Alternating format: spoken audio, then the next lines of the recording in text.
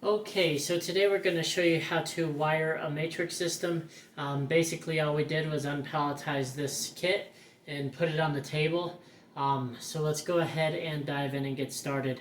So first thing we're going to do is wire the axes on this matrix filler.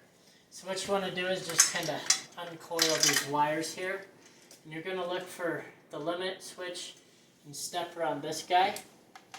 We're going to start working with the x-axis.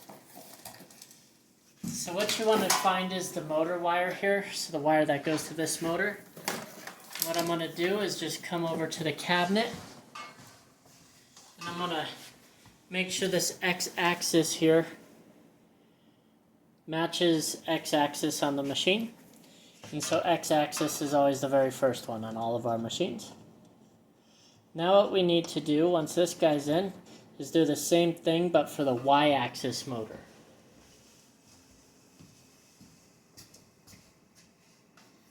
And so for the y-axis motor, it's the motor back here, so I'm just going to grab this wire back here. And we're going to just repeat the same thing. So I'm going to match y-axis with this y-axis sticker. Screw that guy in. Next we're going to work on some limit switches. So we're going to kind of repeat the same sides here. I'm going to first do this x-axis limit switch right here. Just uncoil its wire. And same thing. So this one's a little different. It'll say X limit and then X limit on the side. I'm going to go ahead and put this in. Again, just for note, all of our fillers are the same way, so if you do lose a sticker or something, they all wire the same exact way.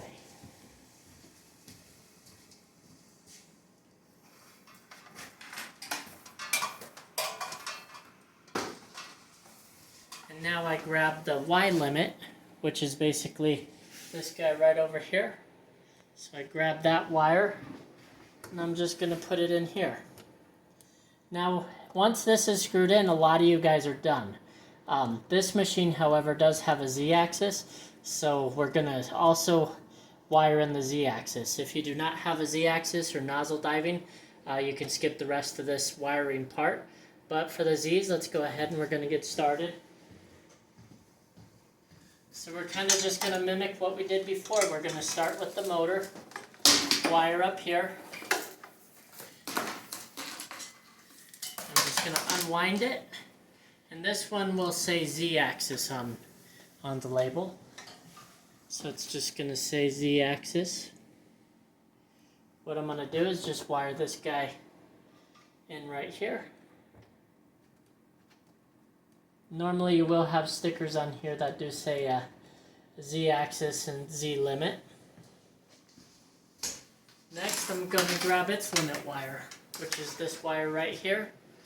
I'm going to go ahead and plug it in.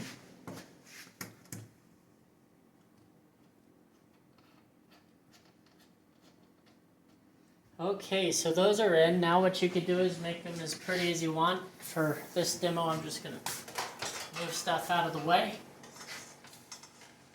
Next, what we want to do is wire our monitor.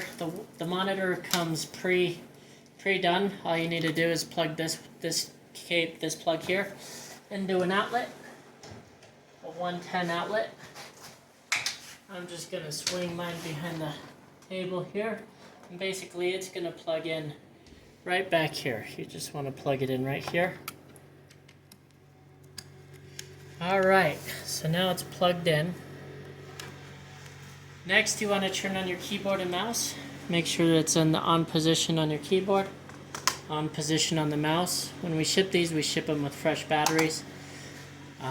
Next, what we're going to do is wire up the Ethernet cable. This is basically a COM port for the monitor.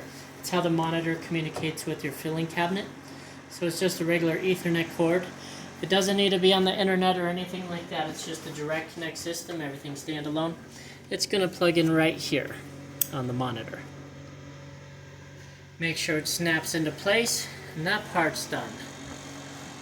Now the final thing we need to do is just plug our filler into 110. If you do have a surge protector or battery backup, that's definitely the best. For right now, I'm plugging mine into the wall. So that's pretty much it for wiring it. In part 2, we'll turn on the system and go from there. Thank you.